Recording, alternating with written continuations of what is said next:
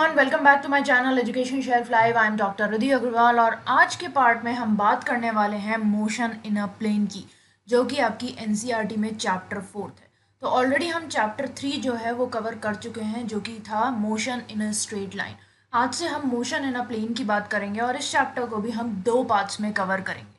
तो आज के पार्ट में हम स्केलर्स और वेक्टर्स के बारे में बात करने वाले हैं। कैसे हम वेक्टर्स को मल्टीप्लाई कर सकते हैं, कैसे हम उनको ऐड और सब्ट्रैक्ट कर सकते हैं, कैसे रिजॉल्व कर सकते हैं, इन सब चीज़ों के बारे में आज हम बात करने वाले हैं। ओके, सो स्टार्ट करते हैं हमारे आज के लेक्चर से। तो आज की पहली चीज़ जो है वो है इंट्रोडक्शन।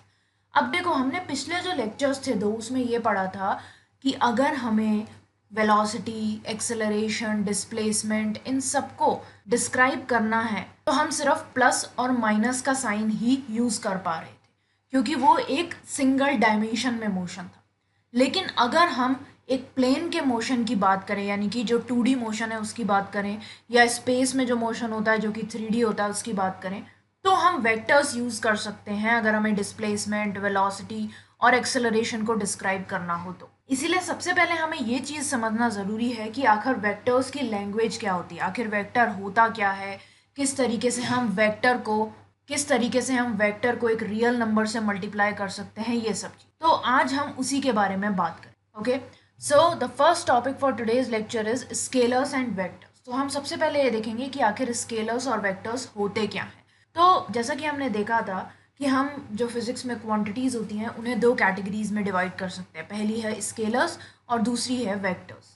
अब डिफरेंस क्या होता है? बेसिकली डायरेक्शन का डिफरेंस है, जो कि वेक्टर में प्रेजेंट होती है लेकिन स्केलर में प्रेजेंट नहीं होती है। तो स्केलर क्वांटिटी को कैसे डिफाइन करोगे? It is a quantity with magnitude only and no direction. तो इसमें कोई डायरेक्शन नहीं होती, सिर्फ मैग्नीट्यूड होता है। अगर ऐसी कोई भी क्वांटिटी आपको मिलती है जिसमें सिर्फ मैग्नीट्यूड मायने रख रहा है तो वो होगी हमारी scalar quantity. Now this scalar quantity is specified completely by a single number along with the proper unit. तो जब हमें स्केलर क्वांटिटी को स्पेसिफाई करना होता है तो एक सिंगल नंबर से हम उसको स्पेसिफाई करते हैं और उस नंबर के साथ उसकी यूनिट भी लगी हुई होती है, जैसे कि डिस्टेंस बिटवीन 2 पॉइंट्स, या किसी ऑब्जेक्ट का मास, या फिर हमारी बॉडी का टेम्परेचर, या फिर टाइम जिस पे कोई सर्टेन इवेंट जो है वो हो रहा है। 5 बजे जैसे आपको ऑफिस से छुट्टी मिल रही है, या 9 बजे आपको सुबह कॉलेज जाना है, वो चीज़। Now the rules for combining scalars are the rules of ordinary algebra. अब स्केलर्स को कंबाइन करने का जो रूल है वो सिंपल एलजेब्रा वाले रूल से चलता है। जैसे मैं घर से एक शॉप पे गई जो कि 9 मीटर की दूरी पे थी, फिर उस शॉप से मैं सिनेमा हॉल गई जो कि 10 किलोमीटर की दूरी पे। तो हम इसको सिंपली डिवाइड कर सकते हैं, या तो हम इसको किलोमीटर्स में कन्वर्ट कर दें या इसको हम मीटर्स में कन्वर्ट कर दें, और फिर उन दोनों को हम ऐड कर देंगे तो हमारा टोटल डिस्टेंस आ जाएगा। Now scalars can be added, subtracted, multiplied and divided just as the ordinary numbers. तो स्केलर्स के साथ एक बहुत बड़ी आसानी ये है कि हम इन्हें नॉर्मल नंबर्स, जो ऑर्डिनरी नंबर्स होते हैं, उसकी तरह ही ऐड कर सकते हैं, सब्ट्रैक्ट कर सकते हैं, मल्टीप्लाई कर सकते हैं और डिवाइड कर सकते हैं। तो समझ में आ गया, ये हो गए हमारे scalars. Now next thing is vector. So a vector quantity is a quantity that is both a magnitude and a direction and obeys the triangle law of addition or equivalently the parallelogram law of addition. तो vector quantity एक ऐसी quantity होती है जिसमें magnitude तो होता ही है, उसके साथ साथ एक डायरेक्शन भी होती है, और इसको आप सिंपल जो एडिशन और सब्ट्रैक्शन है उससे सॉल्व नहीं कर सकते। इसमें आपको ट्राइंगल लॉ लगाना पड़ेगा एडिशन का, या फिर पैरेललोग्राम लॉ जो है वो लगाना पड़ेगा। इसके बारे में भी हम बात करेंगे बाद में। So a vector is specified by giving its magnitude by a number and its direction. तो एक वेक्टर को जब हमें स्पेसिफाई करना है तो हम उसका मैग्नीट्यूड बताएंगे एक नंबर के थ्रू, और फिर हम उसकी डायरेक्शन भी स्पेसिफाई करेंगे। अब कुछ फिजिकल क्वांटिटीज़ हैं जिनको हम वेक्टर्स के थ्रू रिप्रेजेंट कर सकते हैं, जैसे कि डिस्प्लेसमेंट, वेलोसिटी, एक्सेलरेशन और फोर्स। अब जब हम आगे पढ़ेंगे तो हम वेक्टर को कैसे रिप्रेजेंट करेंगे, जैसे ये तो सिंपल वेलोसिटी हो गई या स्पीड हो गई, और वेक्टर के लिए हम v के ऊपर डैश लगा देंगे या एक्सेलरेशन के ऊपर डैश लगा देंगे। तो इस तरीके से हम वेक्टर्स को रिप्रेजेंट कर सकते। क्लियर हो गया? अब अलग अलग टाइप के वेक्टर्स होते हैं। तो सबसे पहले वेक्टर पे आते हैं जो कि है पोजीशन एंड डिस्प्लेसमेंट वेक्टर्स। अब इस चीज को हम एक एग्जांपल के थ्रू समझेंगे। So to describe the position of an object moving in a plane, we need to choose a convenient point, say O as origin. तो अब एक प्लेन में अगर हमें किसी भी एक ऑब्जेक्ट का मोशन डिस्क्राइब करना है, उसकी पोजीशन डिस्क्राइब करनी है, तो हमें एक पर्टिकुलर पॉइंट लेना पड़ेगा। सपोज करो हमने एक पॉइंट ले लिया O, जो कि उसका ओरिजिन है। Now let P and P dash be the positions of the object at time T and T dash. अब मान लो कि P और P डैश ये वो पोजिशंस हैं जो कि ये ऑब्जेक्ट दिखा रहा है टाइम T और T डैश पे। Now we will join O and P by a straight line. अब हम O और P को पहले स्ट्रेट लाइन से जोड़ देंगे, उसके बाद OP जो है वो पोजीशन वेक्टर हो जाएगा हमारे टाइम T पे। Then an arrow is marked at the head of this line. अब यहाँ पे आपको एक एरो दिखाई दे रहा है। Now it is represented by a symbol R। अब इसको हम रिप्रेजेंट कैसे करेंगे? एक सिंबल R से, जो कि हमने यहाँ पे लिखा हुआ है, यानी कि OP जो है वो R के बराबर हो गया। नाउ पॉइंट P डैश जो है उसको हम दूसरे पोजीशन वेक्टर से डिफाइन करेंगे, यानी कि OP डैश से, जब हम O को P डैश वाले पॉइंट से जोड़ देंगे, और इसको हम डिनोट कर देंगे R डैश से। अब जो लेंथ है R वेक्टर की, it represents the magnitude of the vector and its direction is the direction in which P lies as seen from O। तो जो वेक्टर R की ये लेंथ है, ये इसका मैग्नीट्यूड हो जाएगा, और इसकी डायरेक्शन क्या होगी? इसकी डायरेक्शन वो होगी जो कि हमें O से P की डायरेक्शन दिख रही है।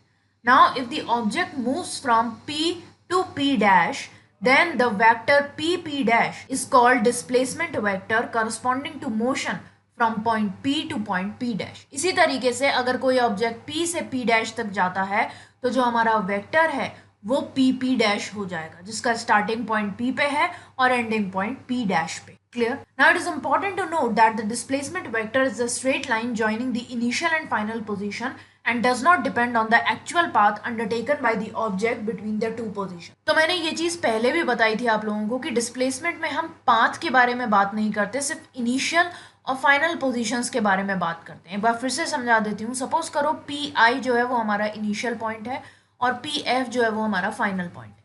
अब हमारे पास दो ऑब्जेक्ट्स हैं A और B। तो A जो है वो तो सीधे PI से PF तक गया, लेकिन B जो है वो सबसे पहले एक बीच में एक पॉइंट था मिड में M पे गया और उसके बाद वो PF पे गया। लेकिन अगर हम A और B का डिस्प्लेसमेंट देखेंगे तो वो बराबर होगा, क्योंकि उनकी इनिशियल और फाइनल पोजीशन सेम रही। चाहे P जो है वो किसी भी डायरेक्शन में होता हुआ गया है, चाहे वो बीच में रुका है, चाहे वो किसी और पॉइंट पे गया था फिर गया वापस फाइनल पॉइंट पे, उससे कोई फर्क नहीं पड़ता। अब इस डायग्राम में भी आपको दिखाई दे रहा है, जैसे सपोज करो P जो है वो इनिशियल पॉइंट है और Q फाइनल पॉइंट है। तो आप किसी भी तरीके से जा सकते हो, या तो डायरेक्ट P से Q जा सकते हो, या फिर P फिर A से फिर B से फिर C से होते हुए आप Q जा सकते हो, या फिर ये वाला पाथ लाइन चूज कर सकते हो। आप पहले P से D गए फिर D से Q गए, या फिर P से B जाओ, आप B से E जाओ, E से F जाओ, F से Q जाओ, उससे कोई फर्क नहीं पड़ता। आपका डिस्टेंस बढ़ेगा लेकिन डिस्प्लेसमेंट सेम रहेगा। Okay, next thing about the vectors is equality of vectors. So two vectors A and B are said to be equal if and only if they have the same magnitude and the same direction. तो दो vectors को हम जब ही equal बोल सकते हैं जब उनका मैग्नीट्यूड और उनकी डायरेक्शन दोनों चीज़ें सेम हो, बिल्कुल सेम हो, तभी हम दो वेक्टर्स को इक्वल बोल सकते हैं। जैसे कि आपको इन डायग्राम में दिखाई दे रहा है। तो देखो पहले हम A वाला डायग्राम देख लेते हैं। इसमें दो इक्वल वेक्टर्स हैं A और B, क्योंकि इनकी लेंथ जो है 0 से P तक A की और Q से S तक B की वो सेम है, और इनकी डायरेक्शन भी सेम है क्योंकि एरो दोनों का एक तरफ दिखाई दे रहा है। हम इसको एक और चीज से चेक कर सकते हैं। अगर हम इस लाइन को इसके पैरेलल पास पास पास पास लेते जाएं तो ये बिल्कुल इसकी सीध में आई। लेकिन अगर हम B में देखें तो इनकी पहली बात तो डायरेक्शन ही अलग है, ये वाला इधर जा रहा है, ये इधर जा रहा है। दूसरी तरफ अगर हम इसको पैरेलल ले जाने की कोशिश करेंगे तो Q डैश जो है वो O डैश के साथ तो कॉन्साइड कर जाएगा, लेकिन जो हमारा S डैश है वो P डैश के साथ कॉन्साइड नहीं कर पाएगा, ये इसके बराबर नहीं आ पाएगा। इसीलिए जो हमारा A डैश और B डैश वेक्टर है वो अनइक्वल वेक्टर्स हैं, जबकि A और B जो है वो हमारे इक्वल वेक्टर्स। क्लियर हो गया? यहाँ तक बात समझ में आ गई क्या वेक्टर्स होते हैं, किस किस टाइप के होते हैं, और इक्वालिटी और इनइक्वालिटी क्या होती है वेक्टर्स। अब आते हैं आज के बहुत ही इंपॉर्टेंट पार्ट पे, जो कि है multiplication of vectors by real numbers. So multiplying a vector A with positive number lambda gives a vector whose magnitude is changed by the factor lambda but the direction is same as that of A। तो इसका मतलब क्या है कि जब हम एक vector A को लैम्डा नाम के या लैम्डा पॉजिटिव नंबर से मल्टीप्लाई करते हैं तो डायरेक्शन तो सेम रहती है, उस वेक्टर की, जैसे कि जो रिजल्टेंट वेक्टर होगा हमारा, उसकी डायरेक्शन जो है वो ए के सेम ही होगी, लेकिन उसका जो मैग्नीट्यूड है वो जितने नंबर से हमने मल्टीप्लाई किया है उस नंबर से चेंज हो जाए। Now if suppose a is multiplied by 2, तो रिजल्टेंट वेक्टर होगा हमारा 2a, तो इसकी डायरेक्शन जो है वो a के बराबर होगी, लेकिन इसका जो मैग्नीट्यूड है वो a से डबल होगी। Now multiplying a vector a by a negative number lambda gives a vector lambda a whose direction is opposite to the direction of a and whose magnitude is minus lambda times a। इसी तरीके से अगर हम एक vector को एक negative number से multiply करते हैं, यानी कि नेगेटिव लैम्डा से मल्टीप्लाई करते हैं, तो इसकी डायरेक्शन भी ऑपोजिट हो जाएगी। सपोज करो ए की डायरेक्शन ये थी, तो जो हमारा माइनस लैम्डा ए आया उसकी डायरेक्शन ऑपोजिट हो जाएगी और इसका मैग्नीट्यूड जो है वो भी चेंज हो जाए। तो ये बात ध्यान रखनी है। सपोज इसका भी एक एग्जांपल लेके समझ लेते हैं। अगर हम वेक्टर ए को किसी नंबर से मल्टीप्लाई कर रहे हैं, जैसे -1 से या -1.5 से, तो हमारा वेक्टर जो है वो इस तरीके से आएगा। देखो ए की डायरेक्शन ये थी और -a की डायरेक्शन ये हो गई, या फिर अगर हमने 1.5 से किया उसको -1.5 से, तो उसकी डायरेक्शन हो जाएगी -1.5a और उसका मैग्नीट्यूड भी चेंज हो जाए। क्लियर है? Now the factor lambda by which a vector a is multiplied could be a scalar having its own physical dimension. अब जो फैक्टर लैम्डा है जिससे हम a को मल्टीप्लाई कर रहे हैं वो स्केलर हो सकता है जिसमें खुद का फिजिकल डायमेंशन हो। तो तब क्या होगा, जो डायमेंशन रहेगा हमारे रिजल्टेंट वेक्टर का, यानी कि लैम्डा a का, वो लैम्डा और a के जो डायमेंशंस थे उनका मिला जुला असर दिखेगा, उनका प्रोडक्ट मिलेगा। For example, if we multiply a constant velocity vector by duration of time we get a displacement vector. यानी कि अगर हमने एक कांस्टेंट वेलोसिटी के वेक्टर को टाइम से मल्टीप्लाई कर दिया तो हमारे पास डिस्प्लेसमेंट आ जाएगा। तो इन दोनों का प्रोडक्ट आ जाएगा अगर लैम्डा का खुद का भी फिजिकल डायमेंशन हुआ तो। क्लियर हो गई ये चीज़? तो मल्टीप्लाई इस तरीके से करते हैं। तो ये बात ध्यान रखनी है कि जब भी हम एक वेक्टर को एक पॉजिटिव रियल नंबर से मल्टीप्लाई कर रहे हैं तो उसकी डायरेक्शन में चेंज नहीं आएगा, सिर्फ उसका मैग्नीट्यूड जो है वो चेंज हो जाए। लेकिन अगर हम a को एक नेगेटिव रियल नंबर से मल्टीप्लाई करते हैं तो उसका डायरेक्शन भी ऑपोजिट हो जाएगा और उसका मैग्नीट्यूड भी चेंज हो जाएगा। Now, next topic is addition and subtraction of vectors. Graphical method से हम इसको देखेंगे। So, जैसा हमने पढ़ा कि vectors by definition triangle law को ओबे करते हैं या फिर पैरेललोग्राम लॉ जो है एडिशन का उसे ओबे करते हैं। तो अब हम ये लॉ ऑफ एडिशन जो हैं उन्हें डिस्क्राइब करें। तो इसको हम एक एग्जाम्पल के थ्रू समझेंगे दोबारा से। So, हम दो वेक्टर्स लेते हैं। देखो ये a हो गया जो इस डायरेक्शन में है और b जो कि इस डायरेक्शन में। अब ये एक प्लेन में लाई करना है। लेंथ जो है लाइन सेगमेंट्स की वो क्या रिप्रेजेंट कर रही है, इनका मैग्नीट्यूड। सो अगर हमें a प्लस बी का सम निकालना है तो हमें b को इस तरीके से रखना होगा कि जो b की टेल है यानी कि ये वाला पॉइंट a के हेड पे आ जाए, क्योंकि हम इन वेक्टर्स को सिंपली ऐड नहीं कर सकते, हमें ट्राइंगल या पैरेललोग्राम बनाना हो। तो जब हम a के हेड पे b की टेल रखेंगे तो वो कुछ इस तरीके से रखी जाएगी। अभी इस ब्लू वाली लाइन को भूल जाओ, पहले ये a और b इसको ध्यान रखो। तो a को हमने ऐसे रखा, ये a का हेड था, यहाँ पे b की टेल आ गई, तो ये इस तरीके से। क्लियर है? अब देखो हमारे पास क्या बच गया, a की टेल बच गई और b का हेड बच गया। अब हम एक लाइन बनाएंगे जिसके थ्रू a की टेल जो है वो b के हेड से जाके कनेक्ट हो। तो ये कनेक्ट हो गया और ये हमारे पास क्या बन के आ गया, ट्राइंगल। सो ये जो लाइन OQ है, सपोज करो इसको O ले लिया हमने और इस पॉइंट को हम Q ले लेते हैं और इस पॉइंट को हमने ले लिया P। तो ये जो लाइन है OQ ये एक वेक्टर रिप्रेजेंट कर रही है R जो कि a प्लस बी के बराबर है। अब वेक्टर एडिशन के इस प्रोसीजर में जो वेक्टर्स हैं they are arranged head to tail and this graphical method is called head to tail method. तो इस रिप्रेजेंटेशन में हम जो हमारे वेक्टर्स हैं उनको हेड टू टेल अरेंज कर रहे हैं, इसलिए हम इसको हेड टू टेल अरेंजमेंट बोलते हैं या हेड टू टेल मेथड बोलते हैं। अब ये जो दो वेक्टर्स हैं और उनका जो रिजल्टेंट है वो एक ट्राइंगल की 3 साइड्स बना ले, इसीलिए हम इस मेथड को triangle method of vector addition भी बोलते हैं। अब हम एडिशन एक और तरीके से कर सकते हैं ट्राइंगल मेथड से, कि हम a और b को इस तरीके से रखें, यानी कि b का हेड और a की टेल और a का हेड और b की टेल, और इस तरीके से हम इसको ऐड करें तो भी r is equals to b plus a होगा। इसमें हमने b के हिसाब से a को मॉडिफाई किया है, यहाँ पे हमने a के हिसाब से b को मॉडिफाई किया था, तो भी हमारा जो r है वो सेम ही रहेगा, यानी कि चाहे हम a प्लस बी करें या चाहे हम b प्लस a करें वो दोनों चीज़ें बराबर रहती। अब जो एडिशन होता है वेक्टर्स का, वो एक और लॉ फॉलो करते हैं जो कि आपको डी में दिखाई दे रहा है, यानी कि parallelogram law. Now the result of adding vectors a and b first and then adding vector c is the same as the result of adding b and c first and then adding vector a.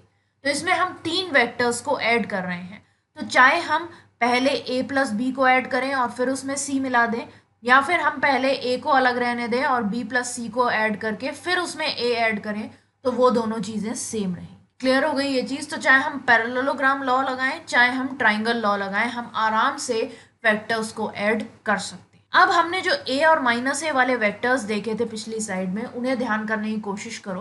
तो अगर हम a और minus ए लेते हैं तो इनका जो सम आएगा वो क्या होगा, a प्लस माइनस ए, यानी कि a माइनस ए.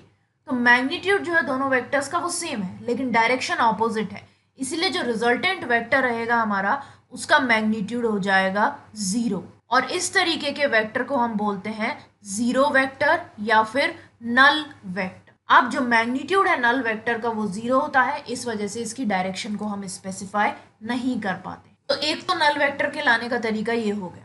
दूसरी तरीके से अगर हम वेक्टर ए को 0 से मल्टीप्लाई कर दें तो भी हमारा नल वेक्टर जो है सामने आ जाए. क्लियर है. सो अगर हम a को 0 में प्लस करें तो a आएगा, अगर हम लैम्डा 0 से इंटू करें तो 0 आएगा, और अगर हम 0 को a से इंटू करें तो भी 0. तो एडिशन और सब्ट्रैक्शन में तो फर्क नहीं पड़ता है नल वेक्टर को लेके, लेकिन अगर हम मल्टीप्लाई करते हैं 0 से हमारे वेक्टर को यानी कि a को, तो हमारा नल वेक्टर आ जाए. Now what is the physical meaning of a zero vector. So zero vector का फिजिकल मीनिंग क्या होगा. तो जो हमने पहला वाला डायग्राम देखा था जिसमें हमने p और p डैश वाला डिस्प्लेसमेंट देखा था, तो उसमें हम ये मान के चलते हैं कि एक ऑब्जेक्ट जो है वो टाइम t पे p पे है और वो p डैश पे जाता है और दोबारा से वो मूव करके p पे आ जाता है. अब क्योंकि इनिशियल और फाइनल जो पोजीशन है वो सेम है तो डिस्प्लेसमेंट 0 है, इसकी वजह से ही जो हमारा डिस्प्लेसमेंट है वो नल वेक्टर हो जाए. क्लियर हो गई ये चीज़. तो ये हमारा हो गया एडिशन. अब आते हैं सब्ट्रैक्शन पे. So subtraction of vectors can be defined in terms of addition of vectors. तो सब्ट्रैक्शन को भी हम एडिशन के तौर पे ही डिफाइन कर सकते हैं. जो दो वेक्टर्स हैं a और b, उनका जो डिफरेंस है वो क्या होगा, sum of two vectors a and minus b. Clear. तो हम ऐड ही कर रहे हैं लेकिन हमारा माइनस हो रहा है. कैसे, अगर हमें माइनस करना होगा वेक्टर a और b को तो हम a प्लस माइनस b कर देंगे. क्लियर. तो a माइनस b जो है that will be equals to a plus minus b, ये दोनों बराबर रहेंगे. तो एडिशन के टर्म्स में ही हम वेक्टर्स का सब्ट्रैक्शन निकालते हैं. अब ये आपको डायग्राम दिखाई दे रहा है. तो इसमें जो वेक्टर माइनस b है हमारा, it is added to the vector a to get r2 is equals to a minus b. तो जब हमने माइनस b को a में ऐड किया तब हमारे पास ये वाला वेक्टर आ गया. Now the vector r1 that is a plus b is also shown in this figure for comparison. तो यहाँ पे अगर हम a प्लस बी करते हैं तो हमारा ये पॉइंट आता है, और अगर हम a माइनस बी करते हैं तो हमारा ये वाला पॉइंट मायने रखता है. इसमें हम पैरेललोग्राम मेथड भी यूज कर सकते हैं दोनों वेक्टर्स का सम निकालने के. सपोज करो हमारे पास दो वेक्टर्स हैं a और b. अब इन वेक्टर्स को हमें ऐड करना है तो हम उनकी टेल्स जो है उनको एक कॉमन ओरिजिन पे लाएंगे a पे, जैसा कि इसमें दिखाई दे रहा है आपको. तो ये हमारा a वेक्टर है, ये b वेक्टर है. तो यहाँ पे हम इनकी टेल्स को एक पर्टिकुलर पॉइंट पे लेके आए. अब हम क्या करेंगे, we will draw a line from the head of a parallel to b and another line from head of b parallel to a to complete a parallelogram. अब हम क्या करेंगे, a के हेड से हम एक ऐसी लाइन बनाएंगे जो कि b के पैरेलल हो, यानी कि ये वाली लाइन बन गई आपकी. फिर एक और लाइन बनाएंगे हम b के हेड से जो कि a के पैरेलल हो, यानी कि आपकी ये वाली लाइन बन गई. जो डॉटेड आपको लाइंस दिखाई दे रही है b वाले पार्ट में, ये दोनों लाइंस बन जाएंगी. तो हमारा पूरा पैरेललोग्राम जो है वो कंप्लीट हो जाएगा. इसको हम नाम दे देंगे OQSP. ये हमारा पैरेललोग्राम हो गया, चारों साइड्स बता रहा है. Now the resultant vector r is directed from the common origin O along the diagonal of the parallelogram. तो अब आप कहोगे कि r कैसे आएगा, हमारे पास जो रिजल्टेंट वेक्टर है जो सम है वो कैसे आएगा, जब हम ओरिजिन O को डायगोनली जो है S पॉइंट से कनेक्ट कर देंगे. तो ये हमारा रिजल्टेंट वेक्टर हो जाए. क्लियर है. अब ये वाला जो हमारा C वाला डायग्राम है, इसमें हमने क्या किया है, ट्राइंगल लॉ यूज किया है ए और बी का रिजल्टेंट देखने के, ठीक है, इसलिए दोनों मेथड्स जो है वो इक्विवेलेंट है। क्लियर है? अब आते हैं हमारे आज के नेक्स्ट टॉपिक पे, जो कि है रिजोल्यूशन ऑफ वेक्टर्स।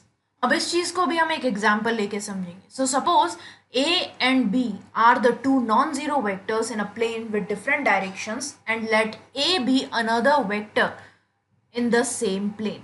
अब A और B जो है वो नॉन जीरो वेक्टर्स हैं हमारे, जो कि अलग अलग डायरेक्शन में एक प्लेन में पड़े हैं। इसके अलावा एक और कैपिटल A करके भी हमारा एक वेक्टर है। Now capital A can be expressed as a sum of two vectors. अब ये जो कैपिटल A है इसको हम दो वेक्टर्स के सम की तरह देख सकते हैं। पहला कौन सा होगा, अगर हम ये छोटे वाले a को एक रियल नंबर से मल्टीप्लाई कर दें, और दूसरा जब हम b को एक दूसरे रियल नंबर से मल्टीप्लाई कर दें। तो इसको देखने के लिए हम दो चीज़ें लेंगे, o और p पॉइंट लेंगे जो कि टेल और हेड बनाएंगे वेक्टर a की, कैपिटल वाले की। अब हम o के थ्रू एक लाइन जो है वो a के पैरेलल ड्रॉ करेंगे, a यानी कि इस वाले a के पैरेलल। तो ये इस डायरेक्शन में है, तो यहाँ हम O से एक पैरेलल डायरेक्शन में यहाँ पे एक वेक्टर बनाएंगे, जो एक लाइन ड्रॉ करेंगे जो कि Q तक जाएगी। तो OQ लाइन जो है वो इस छोटे वाले A के पैरेलल हो जाएगी। इसी तरीके से हम P के थ्रू एक ऐसी लाइन ड्रॉ करेंगे जो कि B के पैरेलल हो। तो ये B भी इस डायरेक्शन में जा रहा है और ये PQ वाली लाइन जो है हमारी ये भी इस डायरेक्शन में जा रही है।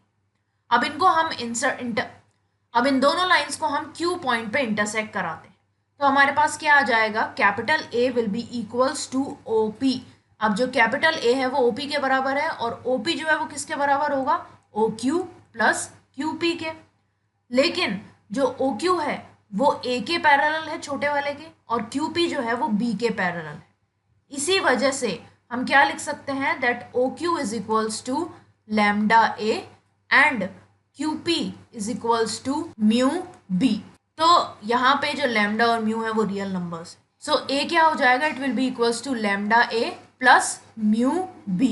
तो हम यहाँ पे क्या बोल सकते हैं, that vector A has been resolved into two component vectors, that is lambda A and mu B along A and B respectively. तो इसमें हम ये बोल सकते हैं कि ए वेक्टर जो है उसे हमने दो कंपोनेंट वेक्टर्स में रिजॉल्व कर दिया। So using this method we can resolve a given vector into two component vectors along a set of two vectors and all of the three lie in the same plane। तो इस method को use करके हम एक particular vector को दो component vectors में resolve कर सकते हैं, लेकिन इसमें शर्त ये होनी चाहिए कि तीनों वेक्टर्स जो है वो सेम प्लेन में प्रेजेंट हो। क्लियर है? Now it is convenient to resolve a general vector along the axis of a rectangular coordinate system using vectors of unit magnitude। तो अगर हमें एक जनरल वेक्टर को रिजॉल्व करना है तो सबसे ज़्यादा कन्वीनियंट क्या रहता है, अगर हम उसको रेक्टेंगुलर कोऑर्डिनेट सिस्टम की एक्सिस के थ्रू रिजॉल्व करें, और वो भी यूनिट मैग्नीट्यूड लेके वेक्टर्स का। इसी वजह से हम इन वेक्टर्स को यूनिट वेक्टर्स बोलते हैं। अब यूनिट वेक्टर्स क्या होते हैं, it is a vector of unit magnitude and points in a particular direction. तो यूनिट वेक्टर का जो मैग्नीट्यूड है वो यूनिट मैग्नीट्यूड होता है, और ये एक पर्टिकुलर डायरेक्शन में पॉइंट आउट करता है। Now it is used to specify a direction only. It has no dimension and unit. इसके पास कोई डायमेंशन कोई यूनिट नहीं होती है, और इसको हम सिर्फ डायरेक्शन स्पेसिफाई करने के काम में लेते हैं। Now unit vectors along the x, y and z axis of a rectangular coordinate system are denoted by I, j and k respectively। तो जब हमें x, y और z एक्सिस के अलॉन्ग यूनिट वेक्टर्स रिप्रेजेंट करने होते हैं तो हम उन्हें I, J और K के थ्रू रिप्रेजेंट करते हैं, और इन I, J, K के ऊपर हम ये वाला साइन भी लगा देते हैं। अब क्योंकि I, J और K जो है वो यूनिट वेक्टर्स हैं, इसीलिए I का जो मैग्नीट्यूड है it will be equals to J का magnitude and it will be equals to K का मैग्नीट्यूड। नाउ ये यूनिट वेक्टर्स जो हैं ये एक दूसरे के परपेंडिकुलर होते हैं। क्लियर है? अब एक और चीज है, that if we multiply a unit vector से n by a scalar, the result is a vector lambda that will be equals to lambda n। तो अगर हम किसी भी यूनिट वेक्टर को, सपोज करो n को हम एक रियल नंबर से मल्टीप्लाई कर रहे हैं, तो हमारा रिजल्टेंट वेक्टर लैम्डा n आ जाएगा। In general a vector a can be written as, general में हम एक वेक्टर a को कैसे लिखेंगे, it will be written as a into n। ठीक है, जहाँ पे n क्या होगा, a के अलॉन्ग जो यूनिट वेक्टर है वो रहेगा हमारा n। क्लियर है यहाँ तक? अब हम क्या करेंगे, जो हमारा वेक्टर a है उसे हम कंपोनेंट वेक्टर्स की टर्म में रिजॉल्व करेंगे, और ये कंपोनेंट वेक्टर्स जो हैं वो यूनिट वेक्टर्स i और j के अलोंग लाई कर रहे हैं। क्लियर है? तो हम इसमें एक सिचुएशन लेंगे। क्या सिचुएशन लेंगे? देखो मैं आप लोगों को शो कर देती हूँ। ये वाली सिचुएशन लेंगे हम। इसमें क्या है, एक वेक्टर a है जो कि एक्स वाई प्लेन में लाई कर रहा है, ऐसा मान के चलेंगे हम। ये वाला जो है b वाला पोर्शन, इसको देखो पहले। सो हमने यहाँ पे क्या करेंगे, जो हेड है a का, उससे हम, ये रहा हमारा a जो आपको ब्लू कलर की लाइन में दिखाई दे रहा है, इसके हेड से हम दो लाइंस ड्रॉ करेंगे। क्लियर? जो कि कोऑर्डिनेट एक्सिस के परपेंडिकुलर होगी। तो एक तो एक्स एक्सिस के परपेंडिकुलर हो गई ये वाली लाइन, और एक लाइन जो वाई एक्सिस के परपेंडिकुलर हो गई वो ये वाली रही। अब यहाँ पे हमें दो वेक्टर्स मिल जाएंगे, a1 और a2। तो a1 तो जो है वो x एक्सिस पे होगा और a2 जो है वो y एक्सिस पे। अब ये हमें इस तरीके से मिलेंगे a1 और a2 कि अगर हम इनका सम निकालें तो वो a के बराबर आएगा। क्लियर है? अब क्योंकि a1 जो है वो i के पैरेलल है और a2 जो है वो j के पैरेलल है, इसीलिए a1 जो है it will be equals to axi, x axis के अलावा, और a2 जो है वो हो जाएगा ayj, यानी कि y एक्सिस के अलावा। यहाँ पे ax और ay जो है वो रियल नंबर्स है, इसीलिए a जो है वो क्या हो जाएगा, a will be equals to, हमें पता है a1 प्लस a2 है, तो हम यहाँ पे a1 की ये वाली वैल्यू और a2 की ये वाली वैल्यू इनपुट कर देंगे, तो ये आ जाएगा axi प्लस ayj। क्लियर है? अब ये चीज़ जो है वो इसमें रिप्रेजेंट की गई है, देखो axi और ayj। अब जो क्वांटिटीज ax और ay हैं, they are called x and y components of the vector a। तो ये जो ax और ay हैं, इनको हम x और y कंपोनेंट बोलेंगे वेक्टर a का। अब एक बात ध्यान रखनी है कि ax जो है वो खुद पे वेक्टर नहीं है, लेकिन जब इसमें हमने i जोड़ दिया तब ये वेक्टर बन जाए। और इसी तरीके से ay का भी है। ay इकलौता जो है, अगर इसको हम अलग से निकाल के लिखे तो वो वेक्टर नहीं है, ये एक रियल नंबर है, लेकिन जब हम इसको j से मिला देंगे तो ये एक वेक्टर बन जाए। Now using simple trigonometry we can express ax and ay in terms of the magnitude of a and the angle theta it makes with the x axis। अब सपोज करो यहाँ पे देखो, ये जो हमारा वेक्टर a है वो एंगल थीटा बना रहा है x एक्सिस के साथ, तो हम ax और ay को इस थीटा के फॉर्म में भी एक्सप्रेस कर सकते हैं। कैसे? ax जो है वो हो जाएगा a cos थीटा और ay जो है वो हो जाएगा a sin थीटा। मैं इसके डीप में नहीं जा रही हूँ क्योंकि ट्रिग्नोमेट्री के रूल्स हम ऑलरेडी छोटी क्लासेस में पढ़ चुके हैं। अब हमें पता है, इस इक्वेशन से हमें ये समझ में आ गया कि एक कंपोनेंट जो है वेक्टर का वो पॉजिटिव भी हो सकता है, नेगेटिव भी हो सकता है और जीरो भी हो सकता है, डिपेंडिंग कि थीटा की वैल्यू क्या है। अब हमारे पास दो तरीके से हैं जिसके थ्रू हम वेक्टर a को एक प्लेन में स्पेसिफाई कर सकते हैं। कैसे? First of all, it can be specified by its magnitude and the angle or direction theta it makes with the x-axis। तो इसका मैग्नीट्यूड क्या है और ये थीटा कितना बना रहा है एक्स एक्सिस के साथ, उसके थ्रू स्पेसिफाई कर सकते हैं हम वेक्टर ए को। या फिर सेकंड, जो इसके कंपोनेंट्स हैं ax और ay, उनके थ्रू हम इसको स्पेसिफाई कर सकते हैं। अब सपोज करो आपके पास a और थीटा दिया हुआ है, तो हम ax और ay पता कर सकते हैं इस वाली इक्वेशन से। ax और ay हमारा a cos थीटा और a sin थीटा से आ जाएगा, क्योंकि हमारे पास a भी है और थीटा भी है। लेकिन अगर दूसरी तरफ हमारे पास ax और ay है सपोज करो, तो हम a और थीटा कैसे पता करेंगे? उसके लिए एक इक्वेशन है जिसको मैं यहाँ पे डिराइव करके बता रही हूँ। ax square plus ay square will be equals to a square cos square theta plus a square sine square theta, that will be equals to a square. तो a की वैल्यू क्या आ जाएगी? ax का स्क्वायर प्लस ay का square का square root. दूसरी तरफ tan थीटा अगर हम निकालेंगे तो वो होगा ay डिवाइडेड बाय ax, तो इसके थ्रू थीटा क्या हो जाएगा हमारा? It will be equals to tan का इनवर्स ay बाय ax।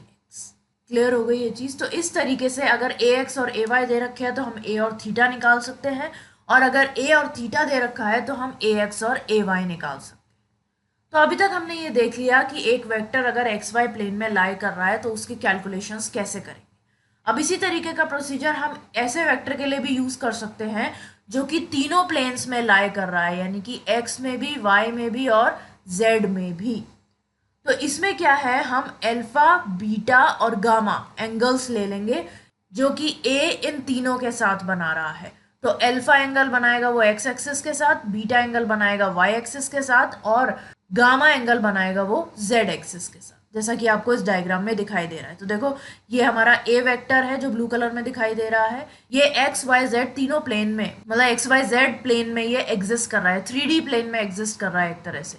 तो ये एक्स एक्सिस के साथ अल्फा बनाएगा एंगल, वाई एक्सिस के साथ बीटा एंगल बनाएगा और जेड एक्सिस के साथ गामा एंगल बनाएगा। अब इसको हम कैसे रिजॉल्व करेंगे वो मैं आप लोगों को बता देती हूँ। इसमें क्या होगा, a x will be equals to a cos alpha, then a y will be equals to a cos beta और a z will be equals to a cos gamma. तो इन जनरल हमें पता है कि a क्या हो जाएगा, it will be equals to a x i plus a y j plus a z k. So magnitude जो रहेगा ए वेक्टर का वो हो जाएगा ए एक्स का स्क्वायर प्लस ए वाई का स्क्वायर प्लस ए जेड का स्क्वायर। इसी तरीके से अगर यहाँ पे हम एक पोजीशन वेक्टर ले r, तो उसको हम कैसे रिप्रेजेंट करेंगे, it will be represented as x i plus y j plus z k. यहाँ पे एक्स वाई जेड जो है वो आर के कंपोनेंट्स रहेंगे जो कि एक्स एक्सिस के अलॉन्ग होंगे, वाई एक्सिस के अलॉन्ग होगा और जेड एक्सिस के अलॉन्ग। क्लियर हो गई ये चीज़। अब आते हैं आज के हमारे लास्ट टॉपिक पे जो कि है vector addition through analytical method. तो ग्राफिकल मेथड से तो हमने देख लिया कैसे होता है, अब हम एनालिटिकल मेथड से देखेंगे। अब जो ग्राफिकल मेथड हमने यूज़ किया वेक्टर्स को ऐड करने का, वो काफ़ी इजी भी रहता है और उसमें थोड़ी प्रॉब्लम भी आती है। इजी क्यों रहता है, क्योंकि उसमें हम आसानी से हमारे वेक्टर्स और जो रिजल्टेंट होते हैं वेक्टर्स के उन्हें विजुअलाइज कर सकते हैं। लेकिन कभी कभी थोड़ा डिफिकल्ट हो जाता है, उसमें एक्यूरेसी जो है वो कम हो जाती है। इसीलिए it is much easier to add vectors by combining their respective components. इसीलिए हम ऐसा मेथड यूज़ करेंगे जिसमें उनके जो रेस्पेक्टिव कंपोनेंट्स हैं उनको कंबाइन करके हम वेक्टर्स को ऐड कर सकें। तो इसमें भी हम एक एग्जाम्पल लेके समझेंगे। तो हम दो वेक्टर्स लेंगे इसमें a और b जो कि एक्स वाई प्लेन में हैं और इनके कंपोनेंट्स हैं ए एक्स और ए वाई और b के हो गए बी एक्स और बी वाई। तो a किसके बराबर होगा, हमने अभी देखा था ए x i plus a y जे, और जो b है हमारा वो भी इसी तरीके से किसके बराबर हो जाएगा, B x i plus b y जे। अब सपोज करो r जो है वो इनका सम है, तो r क्या हो जाएगा, r will be equals to a plus b. अब a की वैल्यू ये है हमारे पास और b की वैल्यू ये है, तो हम इन दोनों वैल्यूज़ को यहाँ पे पुट कर देंगे। तो ये हो जाएगा ए x i plus a y जे एक ब्रैकेट में plus b x i plus b y जे दूसरे ब्रैकेट।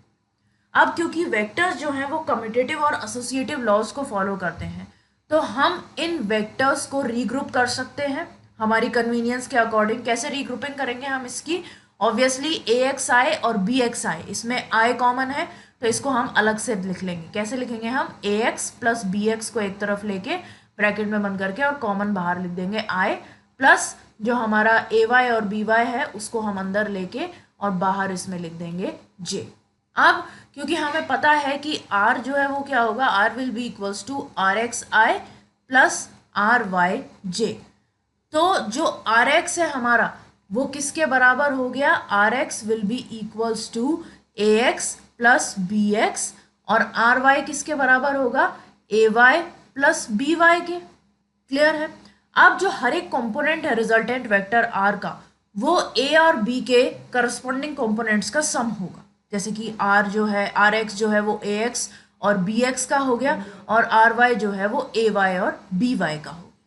इसीलिए 3 डायमेंशन में हमारे पास क्या इक्वेशन बन के आएगी, a will be equals to a x i plus a y j plus a z k. ऐसे ही b के लिए हमारे पास आएगा b x i plus b y j plus b z k, और r जो है वो a प्लस बी के बराबर होगा। तो यहाँ पे क्या हो जाएगा, और a प्लस बी के बराबर यानी कि r की भी कुछ वैल्यू होगी, यानी कि r x i plus r y j plus r j k. अब हमें पता है अभी हमने देखा था कि आर एक्स जो है वो ए एक्स प्लस बी एक्स के बराबर है और आर वाई जो है वो ए वाई प्लस बी वाई के बराबर होगा और आर जेड जो है वो ए जेड प्लस बी जेड के बराबर होगा। तो इस मेथड को हम जो है एक्सटेंड कर सकते हैं एडिशन और सब्ट्रैक्शन के लिए किसी भी नंबर ऑफ वेक्टर, चाहे कितने ही वेक्टर्स हो हमारे पास। तो सपोज करो हमारे पास 3 वेक्टर्स है ए बी और सी, तो इसमें क्या हो जाएगा, ए के जो कंपोनेंट्स है वो वही हो जाएंगे, ए x i plus a y j plus a z के, इसी तरीके से बी के भी ऐसे हो जाएंगे और सी के भी ऐसे हो जाएंगे। तो सपोज करो एक वेक्टर टी आया जो कि ए प्लस बी माइनस सी के बराबर है, तो उसके कंपोनेंट्स क्या रहेंगे, टी एक्स जो है वो होगा a x plus b x लेकिन माइनस सी एक्स। इसी तरीके से टी वाई क्या हो जाएगा, a y plus b y minus c y, और टी जेड क्या हो जाएगा, a z plus b z minus c z. तो जो भी यहाँ पे रिजल्टेंट वेक्टर में हमारे साइन रहेगा वही उसके कंपोनेंट वेक्टर्स में भी साइन रहेगा। तो इस तरीके से आप एनालिटिकल मेथड के थ्रू सारे वेक्टर्स को ऐड कर पाओ। क्लियर हो गया? सो ये था हमारा आज का पार्ट जिसमें हमने vector addition, vector subtraction, graphical method, analytical method और स्केलर्स और वेक्टर्स होते क्या हैं उनके बारे में बात की। जो नेक्स्ट लेक्चर रहेगा हमारा, जो नेक्स्ट पार्ट रहेगा इस लेक्चर का, उसमें हम motion in a plane with constant acceleration, relative velocity क्या होती है 2 डायमेंशन में, projectile motion, uniform circular motion जो कि बहुत ही इंपॉर्टेंट रखते हैं और उन पर बहुत सारे क्वेश्चंस भी बनते हैं, उनके बारे में बात करें। क्लियर है? सो मैं होप करती हूँ कि आपको आज का पार्ट अच्छी तरीके से समझ में आ गया होगा। कोई भी डाउट है अगर आप लोगों का तो आप मुझसे कमेंट सेक्शन में पूछ सकते हो। इसके अलावा आप मेरा टेलीग्राम ग्रुप भी ज्वाइन कर सकते हो, वहाँ पे आपको इस लेक्चर की PDF भी मिल जाएगी और वहाँ पे आप अपने डाउट्स भी सॉल्व कर सकते हो। ओके, सो गाइस लाइक का बटन दबा देना, शेयर करना अपने फ्रेंड्स के साथ, चैनल को सब्सक्राइब कर देना और सब्सक्राइब करने के बाद जो बेल आइकन है उसे दबा देना जिससे आप लोगों को नोटिफिकेशन मिल जाएगा जैसे ही वीडियो प्रीमियर होने वाला। ओके, सो आज के लिए बस इतना ही। That's all for today guys, thanks for watching, bye bye.